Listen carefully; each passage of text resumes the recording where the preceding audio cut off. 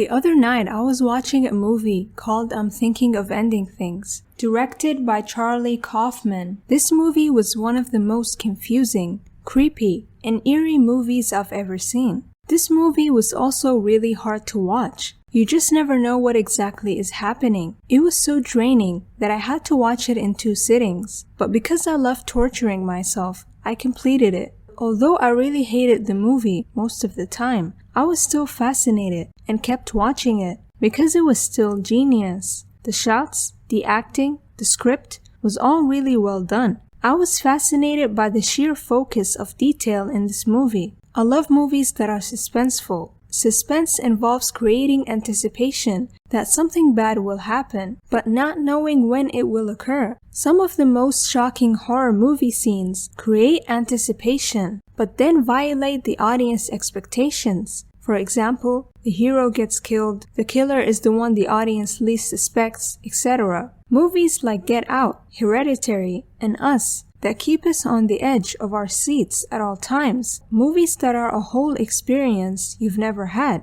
Alfred Hitchcock said, "There is no terror in the bang, only the anticipation of it." There's a difference between scary and eerie to me. Scary movies have sudden jolts that creeps up on the viewer. Eerie is a constant feeling. Scary movies have sudden jolts that creeps on the viewer from the beginning of the movie till the end. And as you continue it, it continues to increase till the end of the movie. But what's this movie about? Well, it's a simple story of a woman who goes to meet her boyfriend's parents on a snowy day that turns into a dangerous night because of the weather. That's it really on the surface. But no Kaufman movie thrives on the surface. The cinematography is what really captured me throughout this movie. It really embodied the feelings and the thoughts of our protagonist. The beginning seems innocent enough, and the viewer has no idea how surreal and bizarre the film is about to become. And that's part of the fun. If you pay attention to the way this movie is shot, it's usually filmed in a boxy aspect ratio to heighten the sense of claustrophobia, whether in the car or inside the home, occasionally cutting to a high school hallway that appears to have nothing to do with the central story. Kaufman carefully shapes the moody atmosphere alongside editor Robin Frazen, creating a Lynchian sense of unease in which seemingly mundane occurrences are invested with existential terror. The film's creative cinematography keeps viewers engaged, even when the conversations start to get a little long-winded or confusing. The exceptional cinematography is as claustrophobic as it is visually interesting, contrasting between long, often dull sequences and disorienting, jarring images. The overall tone and pace make the film, like its plot, feel both timeless and outside of time itself. Shining through all of this aesthetic confusion, the acting is extraordinary, in particular the performances of Jessie Buckley and Toni Collette, who bring life and heart to the roles that almost entirely depend on lengthy and wearisome dialogue. Although the film is categorized under horror and psychological thriller, it really isn't a jump scare movie. This film has the ability to make its viewers shift their seats, not through a scary monster, but through facing real human emotions that we often try to suppress. But with all that said, this movie received a lot of hate from viewers for its difficult watching experience. This movie was great, but it lacked excitement at times. We're gonna look at movies that achieved this genre correctly by looking at the father of eerie cinema, Jordan Peele.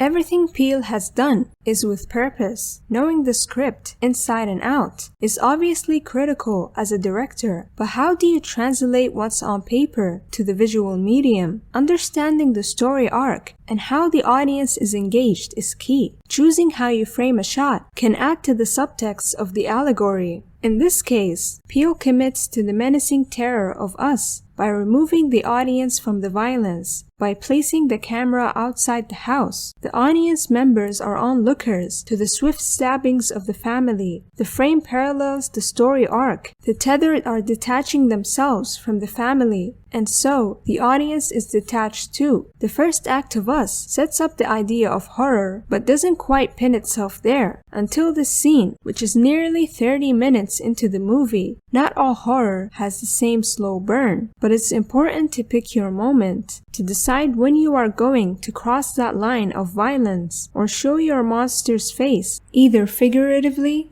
or literally. Any cinematographer worth their salt will tell you camera movement should be motivated. If it's not, it's most likely covering up a subpar story, whether it is to motivate the character arc, add context, or move the story forward. The shots in your movie should without a question serve a purpose. Get Out has a strong social commentary that's being wrapped up inside a horror movie storyline that makes it, to me, completely unique and gives the movie a lot more gravitas. It gives the movie a sense of being a powerful story that needs to be told. Sometimes horror movies are really there to be entertainment for a couple of hours, and then that's kind of it. Get Out is not that kind of movie. It carries more weight. Get Out cinematographer Toby Oliver clearly used space to his advantage. For example, when the main character Chris first enters his girlfriend's parents' house, the camera is very far away from them. We as the audience actually lose sight of the characters for a moment because the camera is in a completely different room and the wall separates us from the family. This makes the audience feel separated from this situation. We are not part of this family. We are on the outside spectating.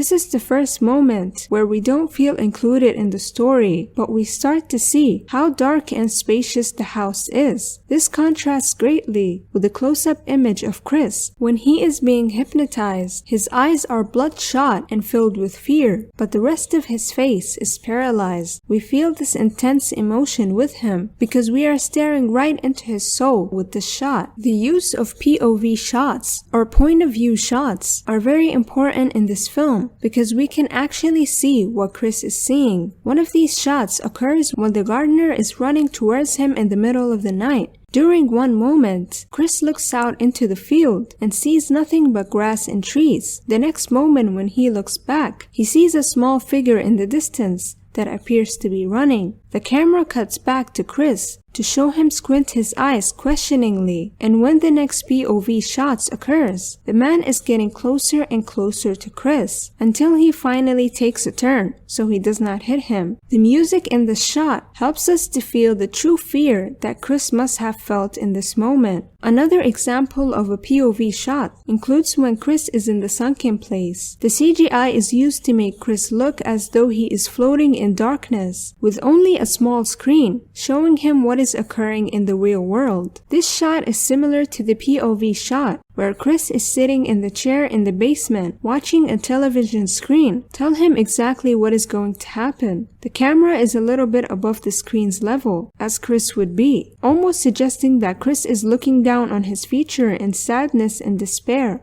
Overall, all these movies are not typical scary movies. The music sounds like typical horror movie music, including loud, unsuspecting crashes and overwhelming screeching strings, and this may evoke quick jolts of fear in viewers. However, the overall plot is not particularly scary, but rather interesting and captivating, and gives you a sense of eeriness, if that's a word. There are a few different levels of plot twists that keep your attention throughout these films. Horror, psychological thriller, mystery thriller with some creepiness, whatever you want to call it. It's a new and fascinating genre that I hope will flourish throughout the years. Thank you for watching, guys. Comment which eerie movies you've liked the most. Don't forget to like and subscribe. Thank you once again, and goodbye.